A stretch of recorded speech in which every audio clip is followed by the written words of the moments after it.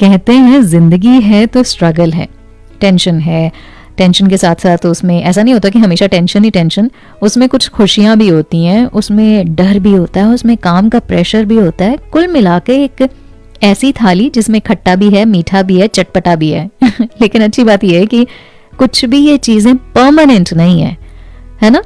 मतलब वैरायटी बनी रहती है हमारी जिंदगी में। एक ऐसी फिल्म जो कि थ्रिलर भी होती है, जिसमें कॉमेडी भी होती है, जिसमें रोमांस भी होता है, फिक्शन भी होता है, मेलोड्रामा भी होता है, मिस्ट्री भी होता है, ह्यूमर भी होता है, सटायर भी होता है। मतलब सब कुछ होता है ना। मेरा नाम है खनक और आप सुन रहे हैं स्लाइस ऑफ लाइफ। लेकिन एक चीज और होती है, कई बार ना दूर से हमें छोटी सी चींटी जैसी दिख रही होगी कोई पर्टिकुलर प्रॉब्लम, एकदम पिद्दू सी चींटी, लेकिन जैसे जैसे हम उसे ज्यादा फील करते जाते हैं वो प्रॉब्लम हमें ऐसे लगता है हमारे नजदीक आ गई, और वही छोटी सी प्रॉब्लम हमें एक बड़े से हाथी की तरह लगती है, और फिर हम अपने घुटने उसके आगे टेक देते हैं और वही चींटी जैसी प्रॉब्लम एक हाथी जैसा पैर हमारे सिर पे रख देती है। और उसके बाद हमारा क्या होता है मैं और आप बहुत अच्छे से जानते हैं। इसके लिए सिंपल सा सोल्यूशन, अगर हम किसी रेगिस्तान में पहुंच गए और फर्ज कीजिए हम वहां फंस गए, तो क्या हम वहीं के वहीं बैठे रहेंगे, चिल्लाते रहेंगे प्लीज हेल्प? नहीं ना, हम चलते रहेंगे। और हमें ये अंदर फीलिंग होगी कि हम चलते रहेंगे तो कहीं ना कहीं तो हम जरूर पहुंचेंगे। या फिर हम किसी नदी के बीच में जाकर अगर हम हाथ पैर नहीं चलाएंगे तो ये बात तो है ही तय कि हम डूब जाएंगे। लेकिन जिंदगी में कभी एक ऐसा मोमेंट आता है जब लगता है कि बस अब कुछ भी बाकी नहीं है।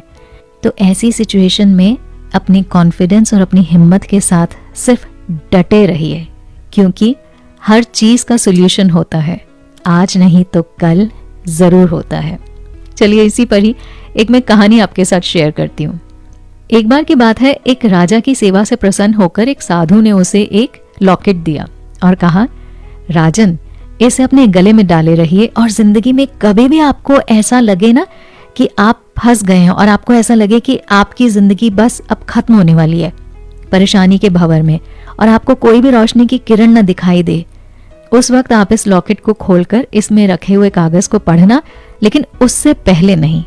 उनकी बात सुनने के बाद राजा ने उन संत को प्रणाम किया और वो लॉकेट उन्हीं के सामने गले में पहन लिया। एक बार की बात है, राजा अपने सैनिकों के साथ शिकार करने घने जंगल में गया। एक शेर का पीछा करते करते राजा अपने सैनिकों से अलग हो गया और दुश्मन राजा की सीमा में एंटर कर गया। घना जंगल और शाम का समय, तभी कुछ दुश्मन सैनिकों के घोड़ों के टापों की आवाज राजा को आई और उसने भी अपने घोड़े को एड़ लगाई। राजा आगे आगे और दुश्मन सैनिक पीछे पीछे। बहुत दूर तक भागने पर भी राजा उन सैनिकों से पीछा ही नहीं छुड़ा पाया। भूख प्यास से बेहाल राजा को तभी घने पेड़ों के बीच एक छोटी सी गुफा दिखाई दी, तो उसने तुरंत खुद को और घोड़े को उस गुफा की आड़ में छुपा लिया और सांस रोककर बैठ गया। दुश्मन के घोड़ों के पैरों की आवाज धीरे धीरे पास आने लगी। दुश्मनों से घिरे हुए अकेले राजा को बस ऐसा लगने लगा कि अब मेरा अंत सामने है। उसे लगा कि बस कुछ ही पलों में दुश्मन उसे पकड़कर मौत के घाट उतार देंगे। वो जिंदगी से निराश हो ही गया था कि उसका हाथ अपने लॉकेट पर गया और उसे उस साधु की बात याद आ गई। उसने तुरंत उस लॉकेट को खोला और कागज को बाहर निकालकर पढ़ा। उस पर्ची पर लिखा था, ये भी कट जाएगा।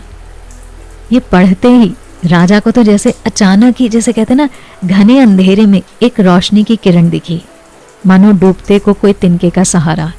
उसे अचानक एक अजीब सी शांति अपने अंदर महसूस हुई। उसे लगा कि सचमुच ये जो डिफिकल्ट टाइम है ये भी कट जाएगा, तो फिर मैं चिंता क्यों करूं। उसने ऊपर वाले पर और अपने आप पर विश्वास रखकर कहा, हाँ ये भी कट जाएगा। और पता है एग्जैक्टली हुआ भी वही। दुश्मन के घोड़ों की पैरों की आवाज पास आते आते दूर जाने लगी और कुछ टाइम बाद वहां एकदम पिन ड्रॉप साइलेंस। राजा रात में गुफा से निकला और किसी तरह अपने राज्य में वापस आ गया। एक्चुअली ये कहानी किसी राजा की नहीं है, हम सब राजा हैं और हम सबके सामने इस तरह की प्रॉब्लम्स आती हैं। मतलब ऐसा नहीं कि हमारे पीछे कोई दुश्मन भाग रहा है और हमें किसी गुफा में जाकर अपने आप को छुपाना पड़ गया। ऐसा नहीं।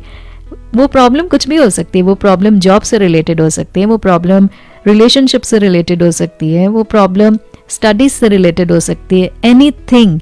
लेकिन इन सभी प्रॉब्लम्स में हम कई बार ऐसे फंस जाते हैं कि हमें दूर दूर तक कोई रास्ता हमें समझ ही नहीं आता। हमें लगता है कि बस अब तो दी एंड होने वाला पिक्चर का। एंड बिलीव मी, जब कभी ऐसा हो ना तो 2 मिनट के लिए एकदम पीसफुली बैठ जाइए शांति में, गहरी गहरी सांसें लीजिए, जैसे कहते हैं डीप ब्रीदिंग, और बस अपने आप से कहिए ये भी कट जाएगा। आप देखिएगा एकदम मैजिक जैसा असर होगा। आप उस सिचुएशन से उबरने की जो पावर है ना अपने अंदर महसूस करेंगे। और ये बिल्कुल कहते हैं ना जैसे ट्राइड एंड टेस्टेड मेथड है, बहुत सारे लोगों ने इसे अपने ऊपर किया। आप भी करके देखिएगा एंड अगर चाहें तो अपना एक्सपीरियंस मेरे साथ कमेंट सेक्शन में शेयर कीजिएगा।